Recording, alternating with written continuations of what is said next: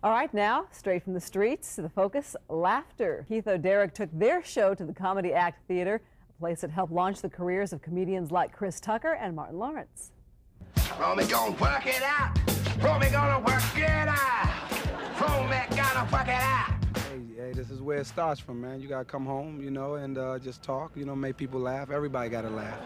Sit back, relax, and watch a true player from the Himalayas. It's people like him that make people aware that the club is still here, even though we've been here 10 years running. Most of us started here, and we just come down here and support everybody that we know that's coming through, and I'm here tonight to laugh a little bit. Don't use the phone as a rainstorm. Lightning struck my house. Then my light will be sky high. I'm a very different female comic. I have a different voice, and I use it where I can change my voice, like the brothers here, like, what's up, y'all? I can dig it with y'all, you know, chill with them. So I try to compete with especially the male comics here.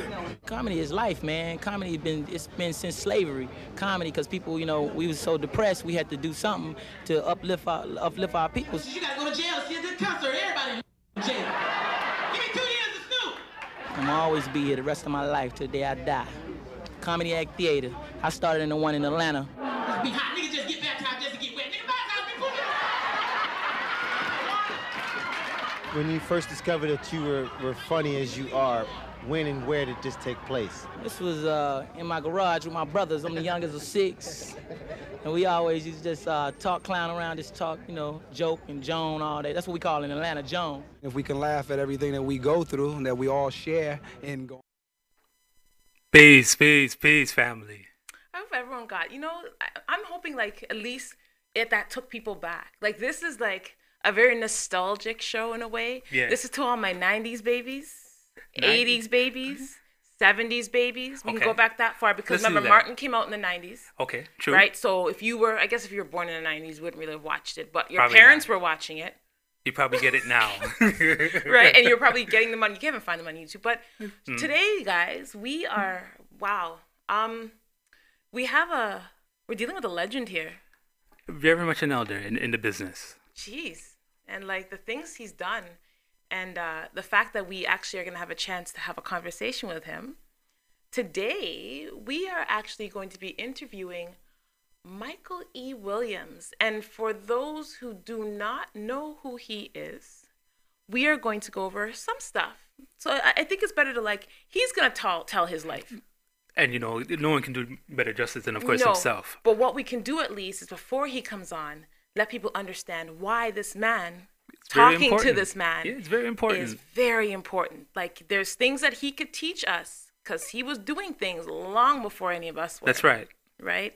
So let's go into a few things that we find out about. Go right ahead. So, I don't know, again, this is for some of the older heads, okay? In 1985, during that time, one of the things that was noticed, and this was noticed by him, and he's going to share the story, but he noticed that he would go, there's a lot of comedy clubs and comedy theaters coming out, but they were predominantly owned by Caucasian business owners. So they held those rights to those buildings, and he was a person who loved comedy. So he would go into some of these places, and what he would notice is that when he went in, he would sometimes be the only man of color there.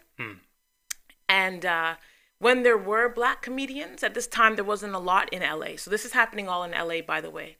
So during that time, there were a lot of comedians, but they didn't have a place. Would you say that's accurate, Dave? From the story that we read, yes. Yeah, they didn't have a place. So they might have been doing one or two things here and there, but they were also told that they had to kind of tone down their blackness.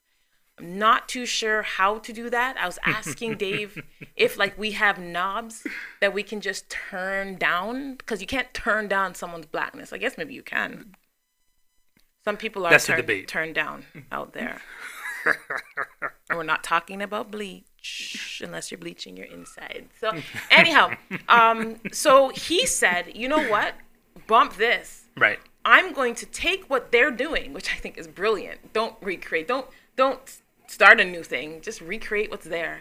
So he took their idea and when I say took, not totally, because what he did is he revamped it and made it so that all of the black comedians in that time, so we're talking about the big heads. Let's name out some of the big heads, Dave.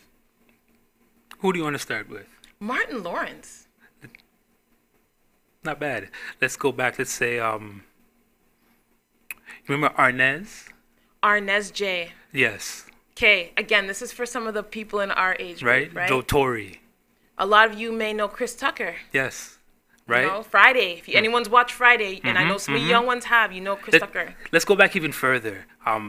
Let's speak for the family who remembers House Party. Robin Harris. Robin Harris. So actually, and he will get into his relationship with him because he actually had, that's how them coming together is what made Comedy Act Theater, because that's what it was called, flourish like it did. So he was actually, I'll give you a little bit of more background on him. Go right ahead. He worked as a stage manager for 6 years and an event producer. So this was something he was obviously passionate about. And he was also a very experienced theatrical manager. So he was very frustrated, like I said, with everything that he had seen. He's like, I'm just going to do it myself. So this is how he got the name, the Godfather of the West Coast Black Comedy. So anyone you can think of in LA, in the West Coast, the reason you know about them right now is because of the gentleman that we have calling in.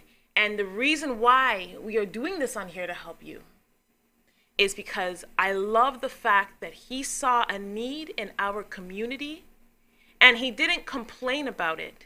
He didn't march about it. He did something about it.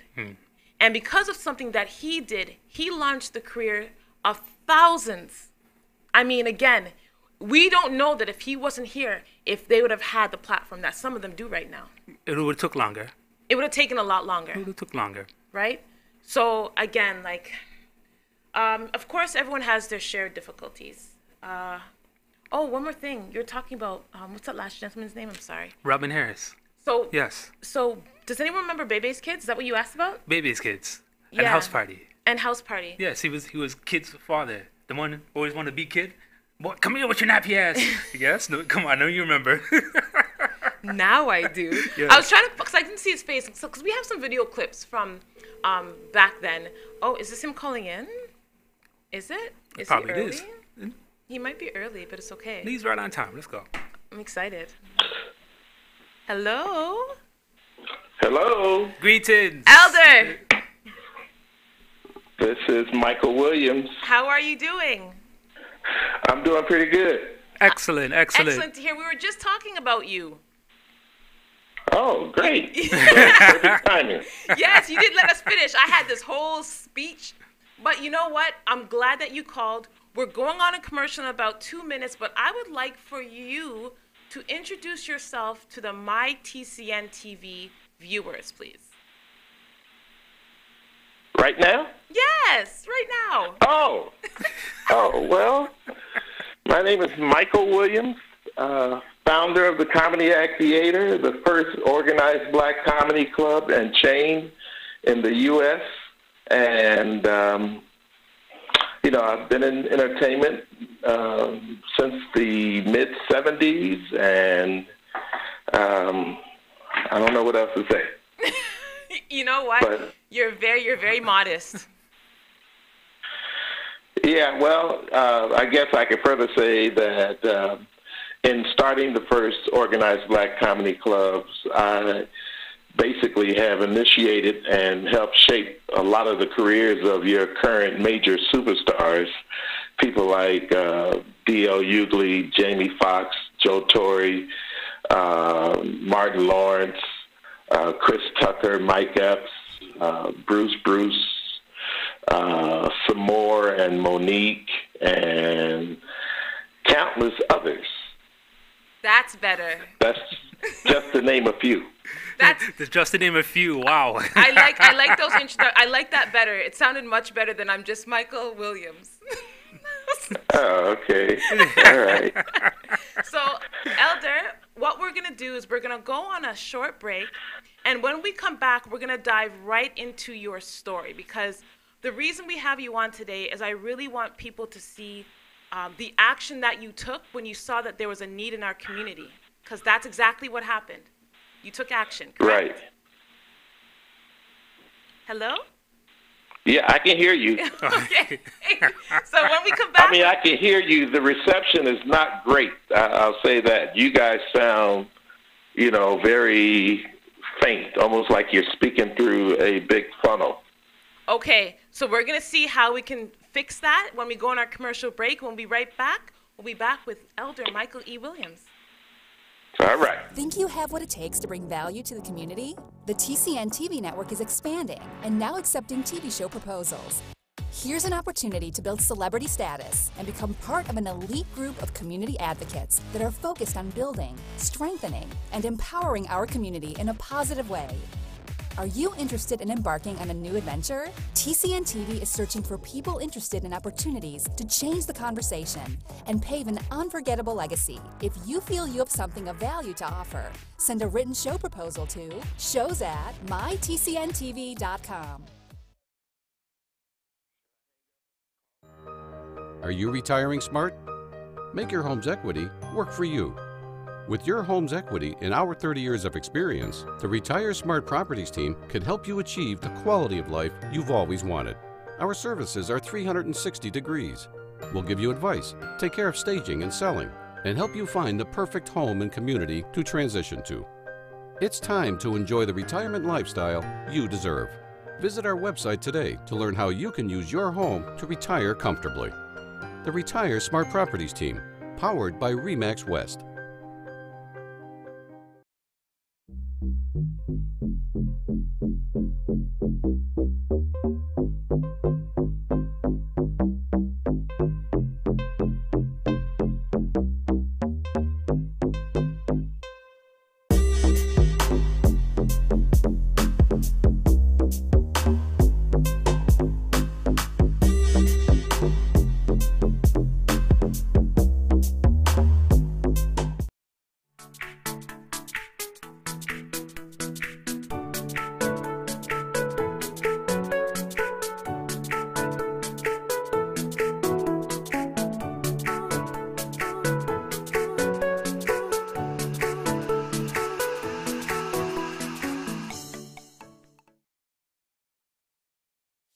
Think you have what it takes to bring value to the community? The TCNTV Network is expanding and now accepting TV show proposals. Here's an opportunity to build celebrity status and become part of an elite group of community advocates that are focused on building, strengthening, and empowering our community in a positive way. Are you interested in embarking on a new adventure? TCNTV is searching for people interested in opportunities to change the conversation and pave an unforgettable legacy. If you feel you have something of value to offer, send a written show proposal to shows@mytcntv.com. Oh, welcome back, and he's calling back. Hopefully, he's on cue. He's like perfect. Yeah. That was crazy. Greetings, Elder.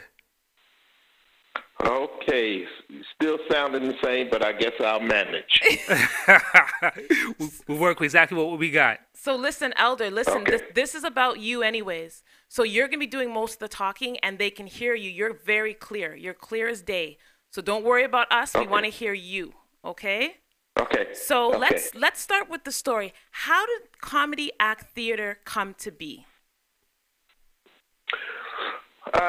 When I was doing major concerts and special events and fundraisers and working with a lot of different nonprofit organizations, I volunteered most of my times with those organizations in hope that one day I would get an actual contract to be the sole producer of some of their fundraisers.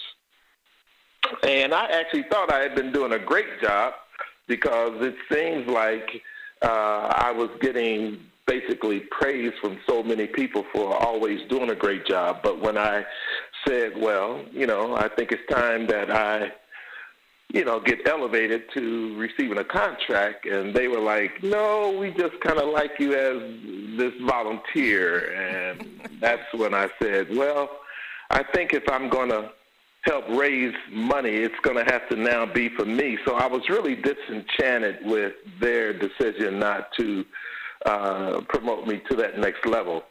And because I was not feeling super great, meaning, you know, just kind of low in my career, I decided one night that I was going to go out and cheer myself up by going to a comedy club and, you know, just lifting my spirits. So when I get to this comedy club, I actually happened to be the first person there. They asked for my $10 admission and my 2-drink minimum. Before I even sat down, I had 2 beers waiting on me at my table. And I said, well, that's just how they run the business. So it didn't really bother me that much. But as people started to the room, you know, the audience, I noticed, wow, I'm the only black person so far here. And even though I knew it was a white-owned business, I still thought that there would be more, you know, black people or people of color showing up. And, again, I just ended up being the only one there for really all the way almost to the end. Wow. So when the first comic came out, he was obviously now I recognize as the host, and when he began doing the show, I just said, wow, he's all right. He's not really all that funny. Maybe the next comedian, you know, would be funnier. And so as he proceeded to bring on comic after comic after comic, I realized these people basically have robbed me. Nobody's funny. I'm not getting my money's worth. You know, I'm already halfway through my second bottle of beer, and obviously even that didn't help with the jokes that these guys were, you know, providing because they just weren't funny.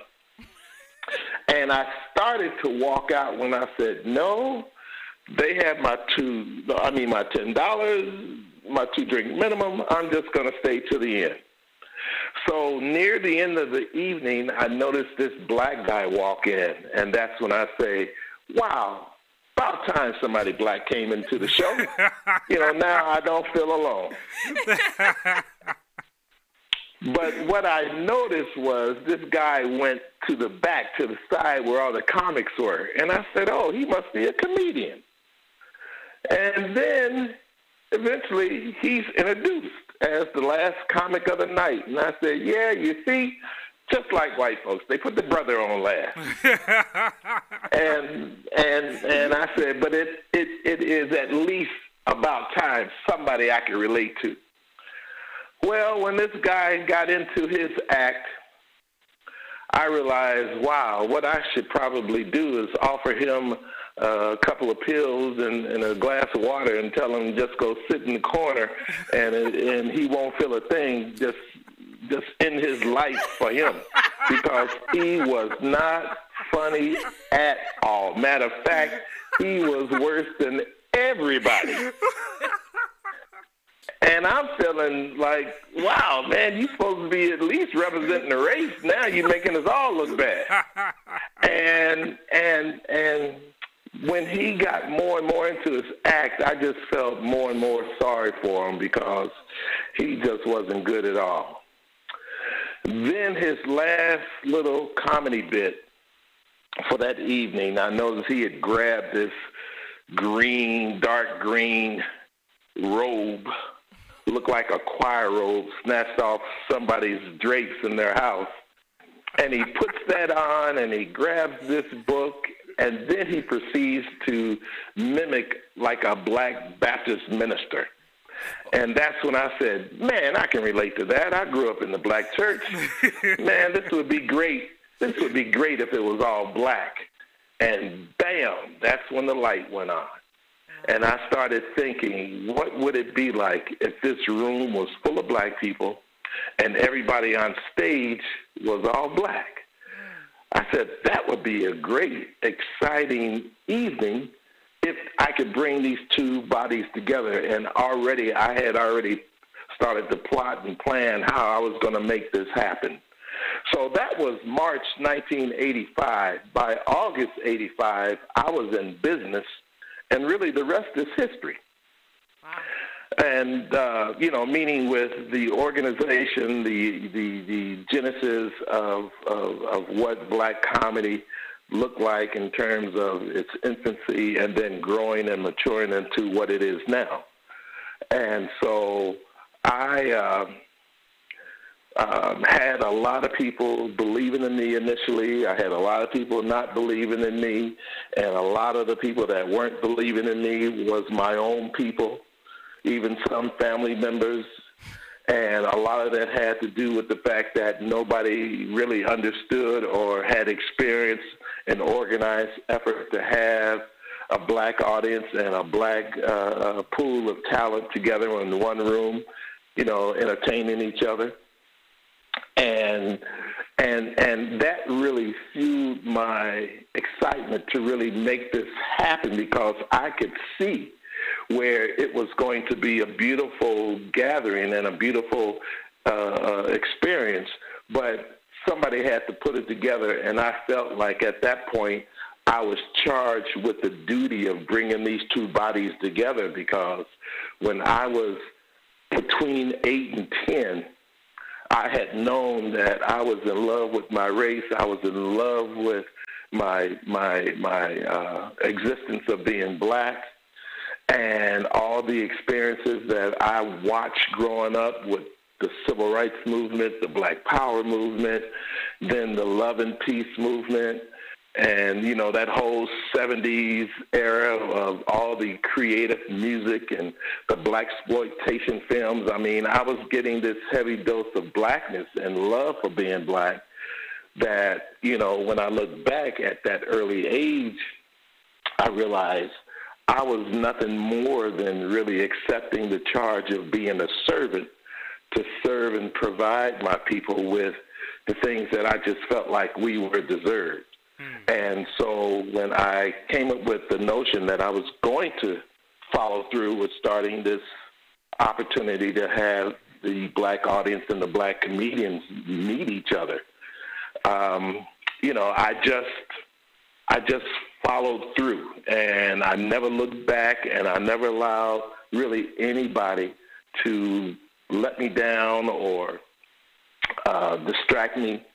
I just saw it, and I even saw it in my dreams, you know, where I had this show going and all these people laughing and all this energy and excitement and acceptance of these two bodies coming together, recognizing really each other for the first time in a way where they had not recognized each other before. And on that first night of my show, it was an instant marriage proposal, acceptance, and things got going. I love it. I love it. So listen, we're about to go on one more break, and I'm actually going to put a clip on. You'll see it later. You probably can't see it right now. But actually, Dave found some clips from your shows. Yeah, we have. I found a clip with Robin Harris. In fact, we'll get into him after the break. But there's a clip with Robin Harris that I'm sure it definitely brings you back some memories. Okay.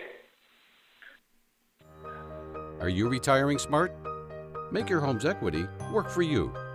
With your home's equity and our 30 years of experience, the Retire Smart Properties team can help you achieve the quality of life you've always wanted. Our services are 360 degrees. We'll give you advice, take care of staging and selling, and help you find the perfect home and community to transition to. It's time to enjoy the retirement lifestyle you deserve. Visit our website today to learn how you can use your home to retire comfortably.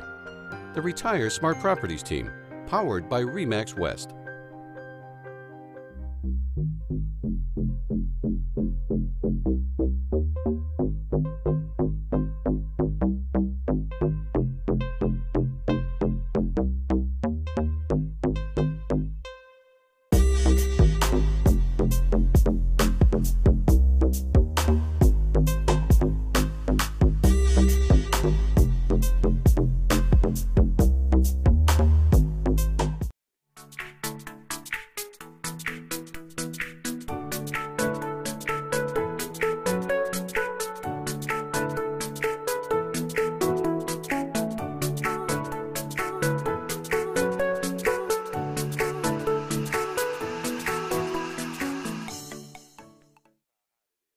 Ladies and gentlemen, let's give Louis Dixon a round of applause. How you ladies doing? Oh, how you doing? Yeah, it look like a palm tree there. They women fix up their head, don't they? Fix up their head, we'll give you that. Hey, brother. Yeah, it look like a fresh roll of black-eyed peas.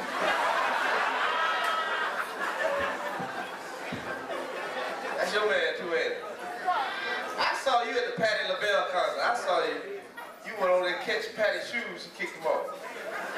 That Patti would be saying, So, this man, Elder Michael Williams has us dying here. I do have to ask, Elder, all right, and you did mention it briefly. Why have you actually taken the stage and actually done any comic work for yourself? Well, I think you get to the point in life where you know your strengths and your weaknesses. And I used to envision being a singer, a dancer, and an actor. And so, I knew I couldn't sing. I knew I couldn't act. I knew I really couldn't dance. And when comedy came along, I just knew I couldn't tell a joke. But I always knew that I was a people gatherer. I used to give big parties, host big events, and my excitement always came from the people praising me for bringing everybody together. I mean, I have countless friends who have gotten married, divorced, all because of the things that I've engaged in. With the children being born out of all that. So, people always remind me, hey, if it wasn't for you, I wouldn't have met my husband or my wife or had these kids. So that's always made me happy. And then, again, I just prefer to see the reaction from what I always have put on. Case in point, for example, I had a dream one time when I actually saw this show on stage, and I am looking at this performer performing, and the folks are all excited. And I'm saying, yeah, that's me. I've always wanted to sing, but there was something odd about that dream because I'm looking at the back of this individual performing. And that's when I realized, no, that's not me. That's what I've put together. I'm enjoying what I put together. I'm enjoying this entertainer performing and getting excitement from the audience, and then the audience getting their excitement from the performer. And that's when I really understood, oh, this is really my calling. Okay, tell us about your meeting. Elder, tell us about your meeting with Peter Long. Oh, Peter was like, he was like my, how can I say it, my other daddy, in a way. Okay. He was a man who, when I first got really introduced into the entertainment world, I was told by a cousin of mine that there was a Black Film Festival going on at this iconic cultural hub back in the day called Inner City Cultural Center.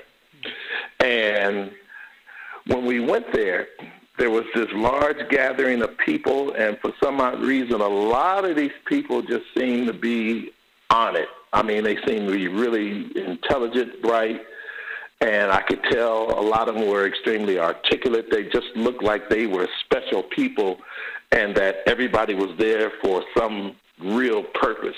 All right. So when I realized it wasn't a film festival, and they had all these chairs, laid out, I decided that I was going to go sit in the first seat on the front row because it was something that was telling me, tonight I'm getting a lesson. And when this little guy walks out, he looked like he was definitely in charge, It was something about him that made me really come to full attention when he started to speak. And when he started to speak, he started to tell everybody, you know, hey, this is the formation of the Quincy Jones Workshop. And, you know, we are here to guide those that want to be not just, you know, in front of the camera, but behind the camera as well, as producers, writers, directors, you know, prop people, technicians, because, you know, they have to have those individuals for the other side, those in front of the camera, you know, to be able to do their thing. Of course. And so he's telling everybody this, you know, this, or giving everybody this little spiel about, you know, what this workshop is going to be about. But then he pauses and he says, but first I want everybody to stand up and tell us who you are and what you do. Sir, would you stand up? And I was that sir that he was talking about. And when I stood up, I said, my name is Michael Williams. He said, what? I said, my name is Michael Williams. He said, what? I said, my name is Michael Williams. What? I said, my name is Michael Williams. And that's when he said, now, doesn't that sound better? He said, you can sit down. And then he goes on this little spiel for about 30 to 45 minutes about how black people need to project themselves and allow the world to know who they are and that they have a very special place in this world and a duty. And he just goes on about black history, present conditions, and the importance of just being able to have confidence in yourself and to, you know, try to do what you're supposed to do while you are here, in terms of being somebody that was born, you know, because everybody that is born in this reality has a special duty while they are above ground to contribute. I mean, we're not here to not do anything. No, we are all here to contribute to society. That's right. And after he gave that little speech about that, that's when I realized that I was going to stop my career in college as a, you know, photographer. I was going to school for photography. And on that night, I ended up giving all my camera equipment to my cousin, who was a photographer and still to this day. And I just said, I'm devoting my life to this. And that's what I never turned away from. And as this guy being Quincy Jones's manager, I just never left his side. And he, at one point, acknowledged that I was not going nowhere. So he just started giving me as much information about life and about the industry and people and all those things, because his life was one that, you know, he had his own little story, meaning he had been an alcoholic and drug addict all the way up to the age of 35, and he's from New York. And he says how when he was standing somewhere looking down into this little encampment where this circus had come into town, and he just said and told him to go down and just speak to whoever would listen to him. And he said with tears in his eyes, he met somebody and he just said, you know, my life is not great. I just want a job. I just want to work. I just want to make my life something. And from there, he worked with the circus. I forgot how many years he said. And then he went on to manage and produce shows at the Apollo Theater. He told me about his experiences with people like Billie Holiday, Miles Davis, John Coltrane, and I can't think of this other guy. But he knew all those people. He is also the one that found Luther Vandross and started his career. And so just listening to him, and whenever his buddies would gather, I would just sit and absorb all those experiences. And also, if you guys ever used to watch Sesame Seed, there was a lady by the name of Loretta Long that was on there way back in the day. And that was actually his wife. He said he met her one night He went to her apartment after some show, and he never left for the next 11 years. And so I said, wow. So, all right, Elder, so we're going on another break. That's how I met Peter. Thank you. So we're going to go on another break. We have a couple more stories to drag out of you, okay? All right. All right, and we'll be right back after this commercial, guys. Okay, all right.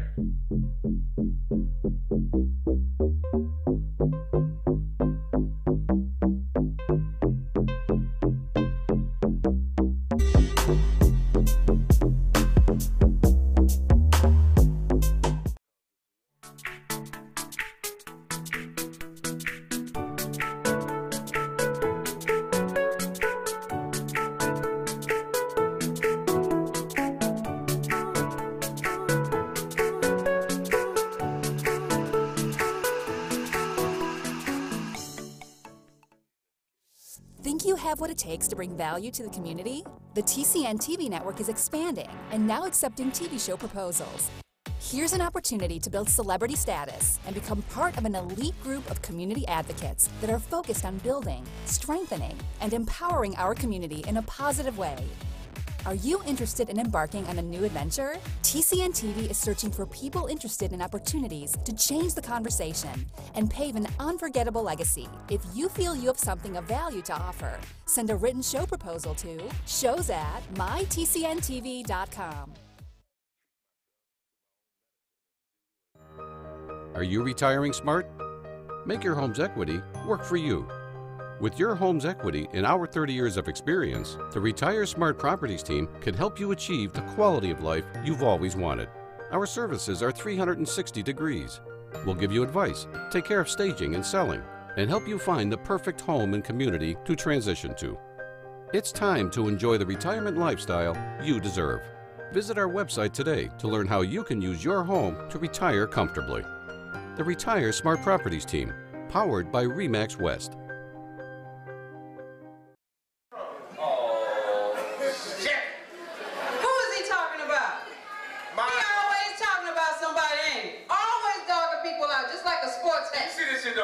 You need this shit a lot of times in the game, don't you? Now, I don't want no shit out of you tonight, man. I ain't gonna lie. I just bought this shit on layaway. I don't want no shit out of you. Robin, your mouth, just like Denny's, open 24 hours. That's right. You're right. You're right. My mouth is like Denny's. It serves a damn good plate. You got damn right. I always got a special. Plate's always empty. You come to my house, I always got a special plate. Roaches. You don't want to get up. You don't want to stop by. Roaches everywhere. You know that little badass boy you don't want to leave. Ever leave. Come on my house the other day. Jailhouse. Ate up everything in the kitchen. Crispy. Eat the fucking label. So are you guys natives of Toronto or Canada? We are. We're natives of Toronto. Yes, we are. We were born here. First generation for myself. First generation. But First generation? Oh, yes. Okay. Yes, but we're Jamaican at heart. Oh, okay. To the yeah, core. to the core. We're both Jamaican culturally. Okay. Well, I had my DNA done, and when I put in that country, I get hits of people within that database that have Jamaican DNA. Oh, you got some which island only means, that's part of the West African route. Yes. That's right. That's right. That's excellent. Yeah. That's right. Okay, let's get back to you now. I'm going to make you uncomfortable and nervous again. Are you ready? Okay. All right. Let's speak of your relationship with the late Robin Harris. How did you guys meet, and how did everything evolve, and more importantly, what type of person was he too? Okay. I actually met Robin in 1980. A co-worker of my older sister was a person that wanted to be a singer, and at the time she had this relationship, friendship with Michael Jackson, and she used to go to the Neverland Ranch and to the studio when he was performing, and I got her to one day just sing to me just so I could hear her voice, and I said, oh, she sounds pretty good. So it would be a few years later that she would invite me to a showcase that she was putting on at this hotel near the Los Angeles airport. So when I went there, she had this comedian open up the show for her, not knowing that this was the comedian that my sister used to see, you know, at some of the clubs around town, you know, some of the nightclubs, because back then, you know, nightclubs and bars sometimes would have comedians as fillers or somebody, you know, just to, you know, entertain the crowd while there was a transition of some sort. Right. So anyway, when I saw this guy perform, I said, oh, this guy is pretty good. I mean, he is really good. He is good enough to where it would be great to see him. And at the time, I knew Paul Mooney. And I said, I would love to see these guys together. But that was just a thought and quickly dismissed and forgotten, basically. Okay. And it wasn't until when I, you know, decided to do my my club that I started to reach out to, well, I was looking for him because I never had his number, but I wanted to get him to be a part of my experience. But I also was plotting and planning to take the club straight into the entertainment industry because I wanted to secure a footing for all this black talent as a force to be reckoned with within the entertainment industry.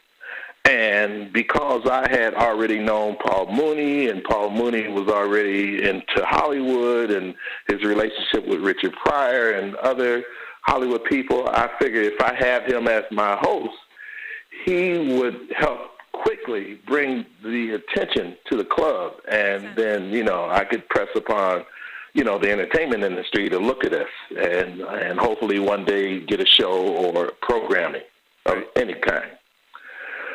So when I called Paul Mooney and told him that I was getting ready to start a black comedy club, and I said I would like for you to be my host, he just simply said, I don't want to do no nigga shit, and hung up the phone on me. And I said, wow. I guess he was telling me, you know, that he really isn't interested in what I'm really trying to explain to him. But in the back of my mind, even though I wanted Paul for the sole purpose of really trying to bring light as quick as possible and attention to the club, this guy who I had seen 5 years prior was really the one that I wanted because he just seemed so earthy, so real, so creative. And it wasn't until, you know, Paul Mooney turned me down that I called a friend of mine and said, you know, his name is Sam Watson.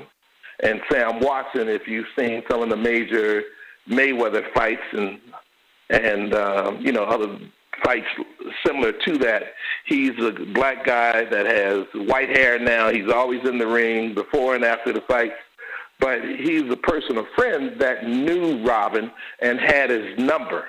Okay. And when I called him to ask if he knew where he was, he said, yeah, I got his number. I'll have him call you. So Robin called me, and I told him that I was going to be soon, within a couple of weeks, opening up a black comedy club for people like him.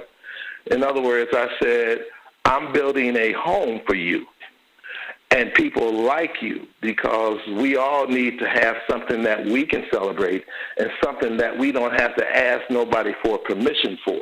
Right. You know, and then I told him, I said, matter of fact, you don't have to go to these white comedy clubs where they a lot of times tell the comedians, the black comedians, hey, can you be a little less black, or can you tone it down some, or we have our quota, or, you know, why don't you come back in 6 weeks or 6 months, you know, anything to keep them away, because there was a difference between a black comedian and a Negro comedian.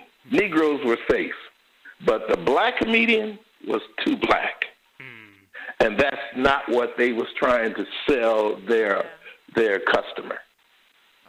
And so when Robin and I talked on the phone, I would not see him until the night of the opening, which was 2 weeks later. And when I explained to him, you know, hey, all I'm going to do is hand the mic off to you, and you just do your thing, you know. And on that first night, we had 18 comedians perform in a room that held 140 people. And that was on a Monday night. The Sunday before that, I had gotten a call from a guy that had met one of my friends that was working with me, and he's a comedian now, and he just simply said, hey, I got your number. I understand you are opening up a black comedy club. Anything that you can do for us, because I'm a comedian, I'm down with it, and I will be there tomorrow. And that was Sinbad. Wow. Okay. Yep. And so basically the show was sensational.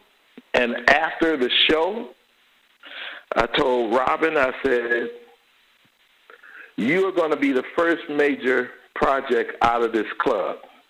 As of right now, I am the husband, you are the wife. We are married, and we are not getting a divorce. And he just started laughing and said, man, you crazy. I said, no, I'm not. I said, watch what happens. And I got a call from him later that night after the show, and he told me that the owner of the facility and some of the comedians he had gathered, and they were plotting to get rid of me and take over. And I told Robin, I said, we're going to work that club one more week, and we're going to have a new location right after that. So basically, I found a new location that week. I worked the club, you know, the following week, and then we took 2 weeks off so I could start promoting the new location.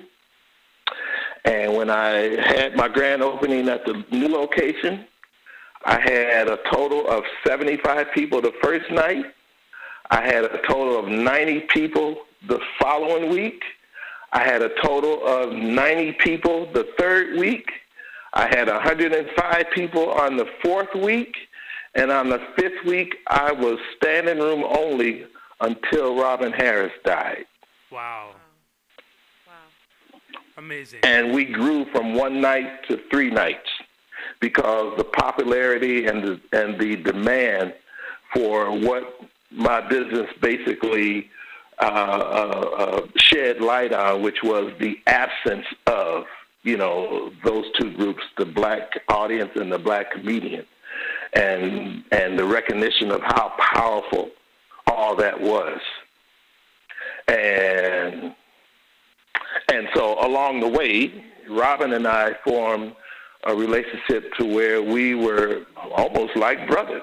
Right. Yeah. And I just told him, I said, hey, man, every week, do your thing. You know, no holds barred. We're going to figure out how to make this show even that much more funnier.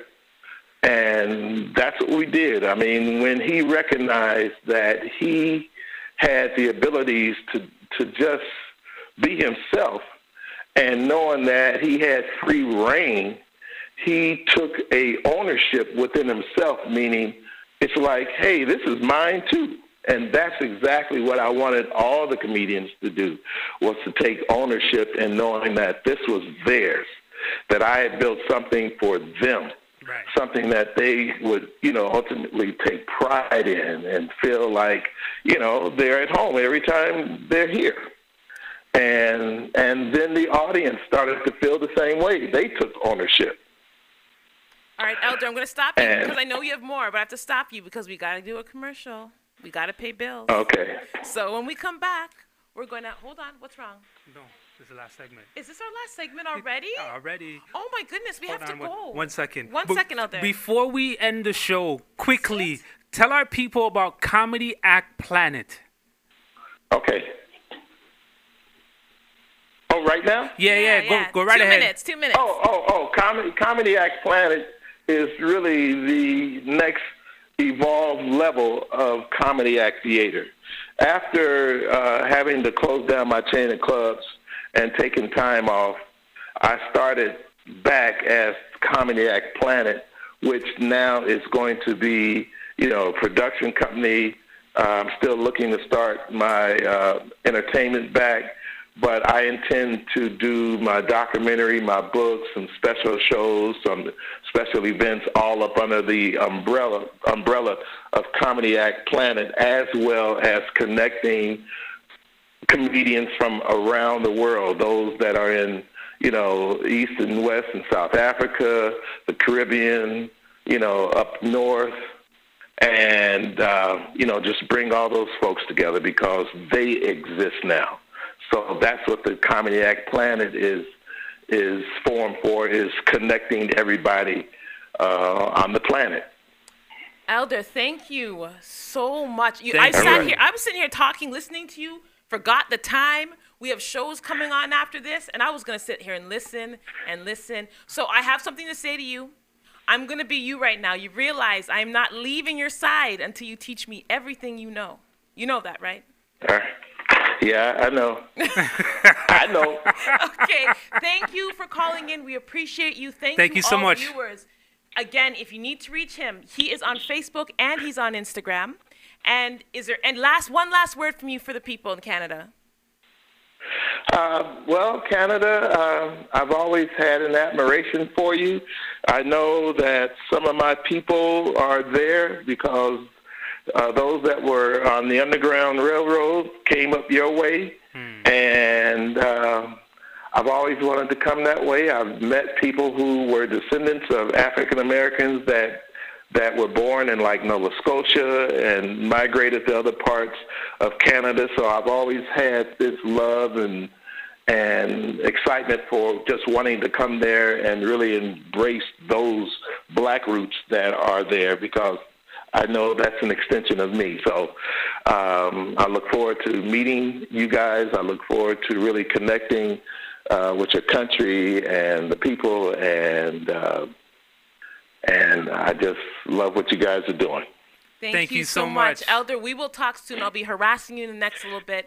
Thank you, everybody. Thank you for your patience. Peace and love, family. Thank you. Thank you so much for calling in today. All right. Have a great evening, All everybody. right. Thank you, guys. You're welcome. Okay. Take care. All right. Bye. Bye-bye.